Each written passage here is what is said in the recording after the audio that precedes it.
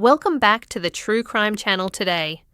We're diving back into our series on mysterious cases with a chilling story from New Taipei, Taiwan. In New Taipei, there's a unique temple dedicated to the rabbit god, an intriguing place with a purpose we'll get into later. First, let's talk about rabbits. In Chinese, Taiwanese, and some other cultures, the zodiac features a rabbit instead of a cat.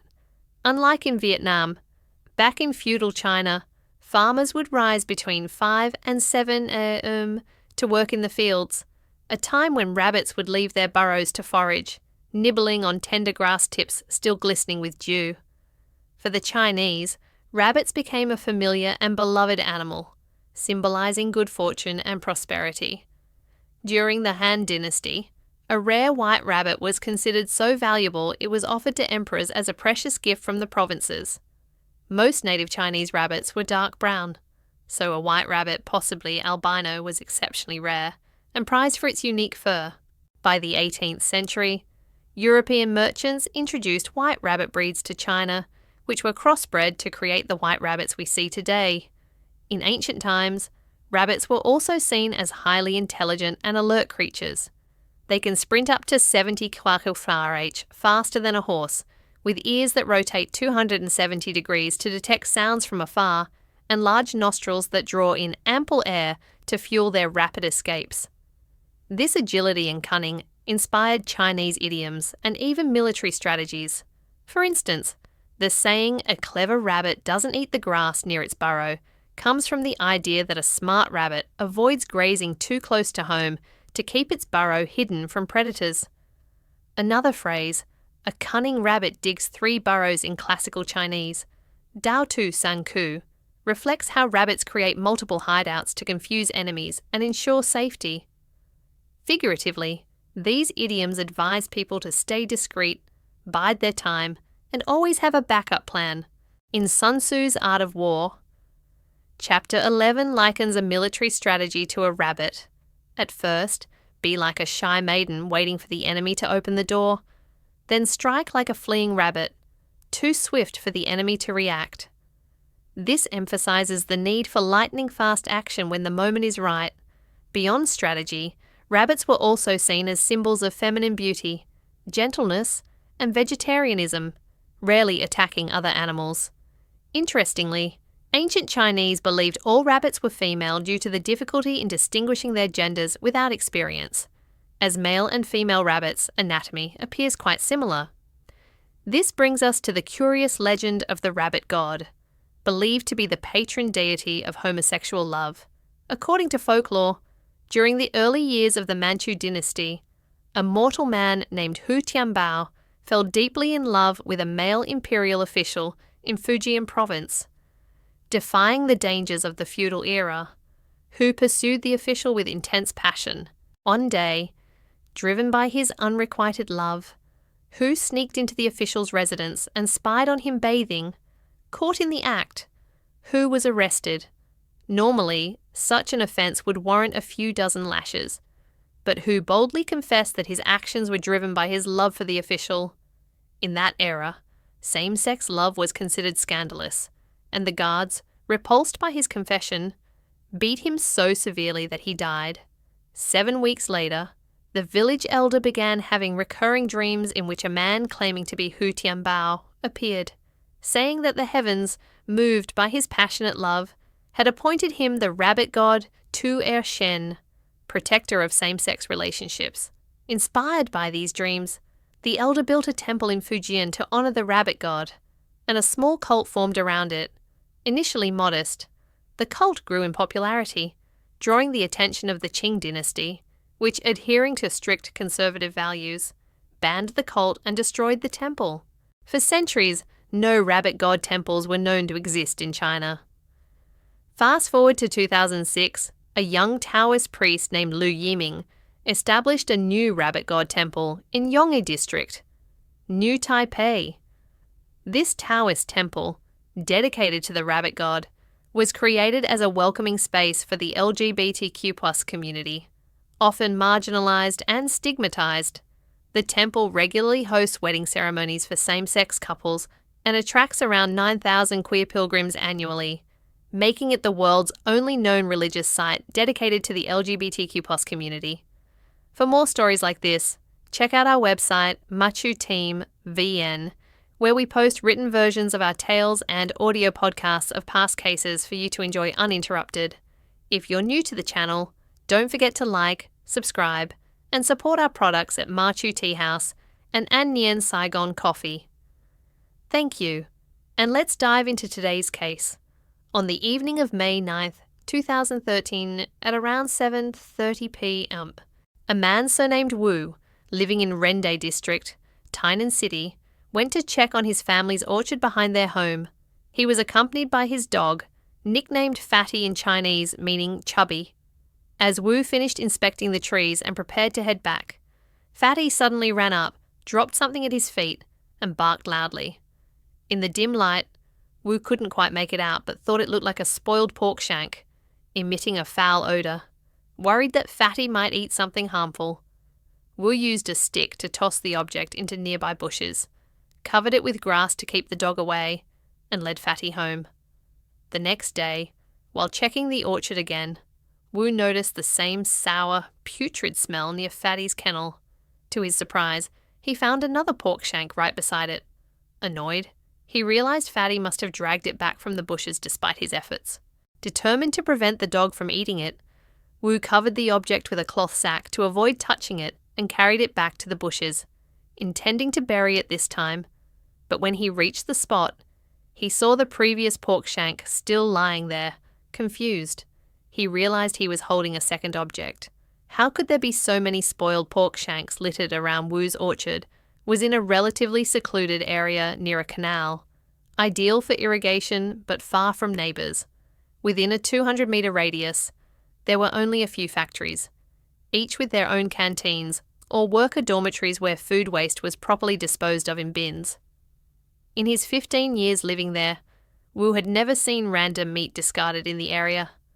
Curiosity piqued. He used a stick to examine the first object more closely under daylight. To his horror, it wasn't a pork shank, but a human forearm, complete with fingers missing one joint. Shocked, Wu immediately called the police. Within 20 minutes, officers from Rende District Police Station arrived and confirmed that both objects were human forearms, preserved in a state of saponification. Saponification, as mentioned in our 500 Days Missing case, occurs when a body's fats undergo hydrolysis in a moist, low-oxygen environment, mixing with chemicals like sodium or potassium hydroxide to form a waxy, yellowish or greyish substance. This wax preserves body parts longer than normal decomposition would allow. In this case, the saponified forearms made them resemble pork shanks in the dark, explaining Wu's initial mistake. Recognising the severity of the case, a gruesome dismemberment, the local police reported it to the Tainan City Criminal Investigation Bureau. By 2:00 p.m. that day, a large team of investigators and forensic experts descended on the scene, scouring the area for the victim's remaining body parts, especially the head, which could yield critical clues. After 2 days of searching, no other parts were found, suggesting the perpetrator had scattered them across multiple locations. Forensic analysis of the forearms estimated the time of death between 5 weeks and 10 months prior, a wide range that, combined with the lack of other remains, made identifying the victim challenging without a head or more evidence. Just as the police were about to dismantle the crime scene barriers, Fatty began barking frantically and ran southwest. Recalling that the dog had found the forearms, the officers followed, hoping it might lead them to more evidence. After about 250 metres, Fatty stopped at an abandoned guava orchard, barking at a torn 7-Eleven shopping bag emitting a nauseating stench. Inside were 2 layers of rice sacks commonly used in Taiwan, an unmarked plastic bag, a cotton pillowcase, and, most crucially, a human head. Forensic analysis of the head revealed the victim was likely female, 1.51, 59 metres tall, aged 25 to 45 with unbleached hair. Her left earlobe had 2 piercings, one unusually high, uncommon among Taiwanese women. She had 30 teeth, with the upper right front tooth slightly misaligned and the lower first molar decayed but unfilled.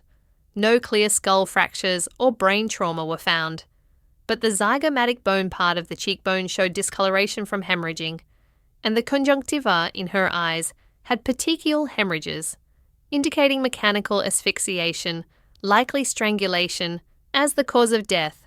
The head's condition narrowed the time of death to around March 2013, about 6 months prior.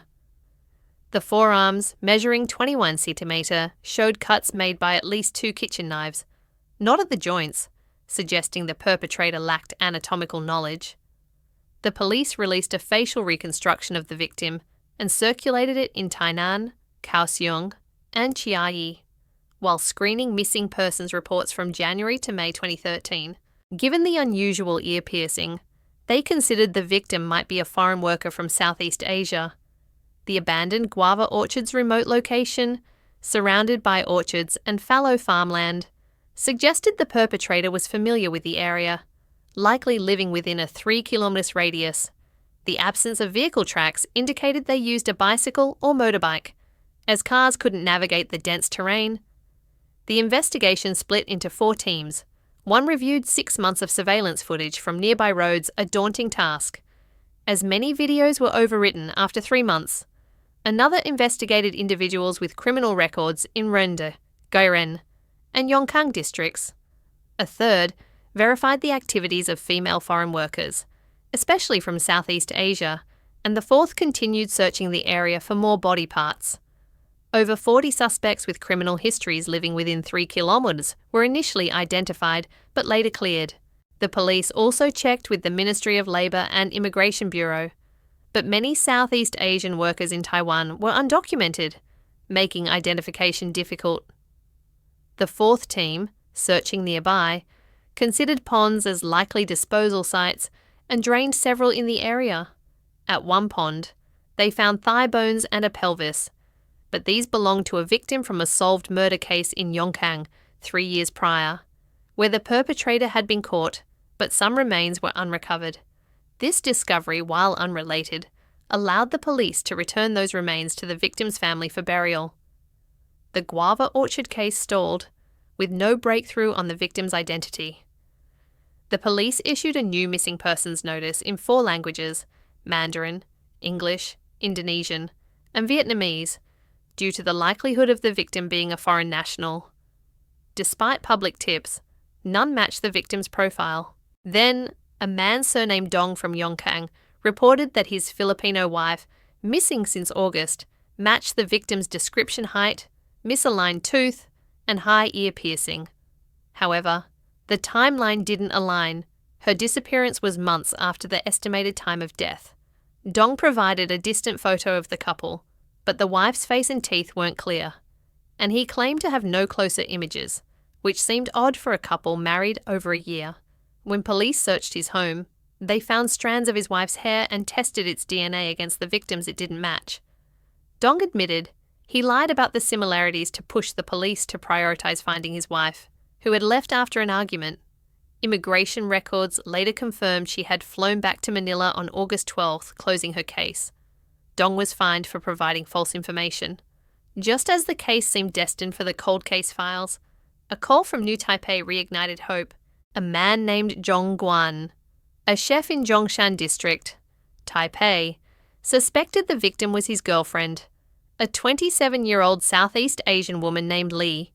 They met in November 2012 at a restaurant where she worked illegally after absconding from a fertilizer factory in Hualien. Their relationship grew, but by late January 2013, Li began acting strangely, avoiding Zhong's visits to her Tamsui rental and arguing on the phone in her native language. She told Zhong her parents were pressuring her to return home for an arranged marriage, which she resisted, causing her distress. Zhong, planning to marry her, rented her a better apartment to avoid deportation risks. On March 23, 2013, while at a park near the restaurant, a middle-aged man claiming to be Li's husband confronted them, accusing Zhong of stealing his wife. Li admitted she had been married for 6 years with a child but wanted a divorce. That evening she called Zhong, saying she and her husband had agreed to divorce and asked him to pick her up. Busy at work, Zhong told her to go to his apartment. When he returned at 6 a.m, she wasn't there, and her phone was off. Her suitcases and clothes were gone from her rental, leading Zhong to believe she had left him. Months later, seeing the police notice, he recognized her dental and height details. Using Zhong's photos and Li's passport and visa, the police identified her.